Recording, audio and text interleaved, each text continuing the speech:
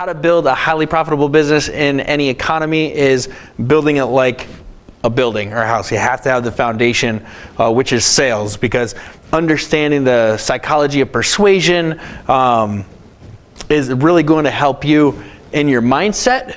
Really, because mindset, when we get into that one, is re-triggering and rethinking of your mind, really. And you have to be able to persuade yourself to do and think differently. Marketing, obviously you can't write compelling marketing content that's going to get people to engage and interact with you on the internet unless you can understand the art of persuasion. Customer service is the next pillar. You have to have the best customer service. Bad news travels faster than anything else. So you have to be able to have the best customer experience, provide the best customer experience than your competitors, not just for you and how that's going to help your business, but for your customers. It has to be all about them anyway. And you have to be able to understand the psychology of persuasion when you're dealing with somebody who's mad. Now, people get mad about some crazy things, but you need to be able to calm them down so when you get off the phone with them, they're happy again and have a good experience.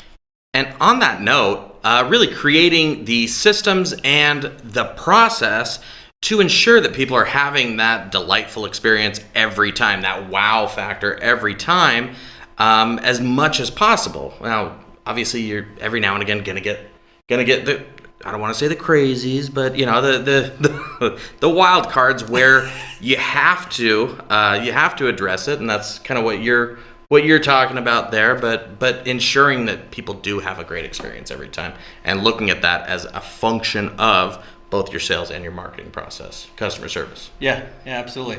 And I think it's key that in every aspect, any of the crazy or anything that you can avoid, there's certain things that you can do to ensure that the process eliminates a lot of that stuff. Because if you can eliminate an upset customer by having something in place to wow the crap out of them, then get the thing in place to wow the crap out of them to prevent them from getting upset or not having the best experience they could possibly have.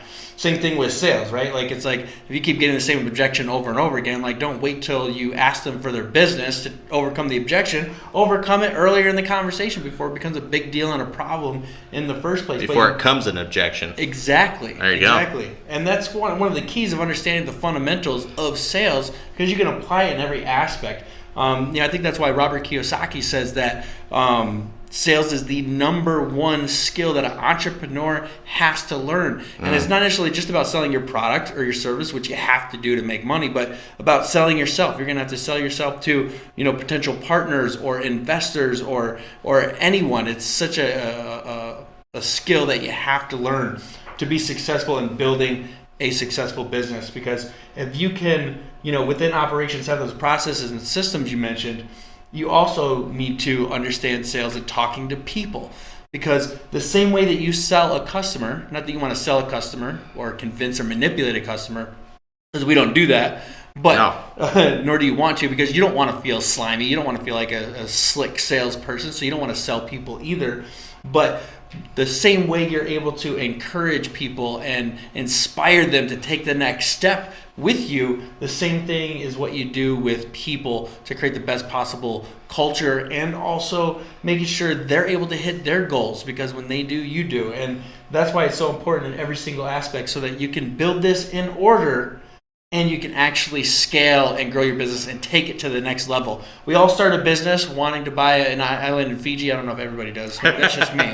But we all start there, and then all of a sudden, we do this stuff out of order and wonder why we can never scale our business, and it's because we got to do this in order. So that's just a quick overview of the 4-pillar system.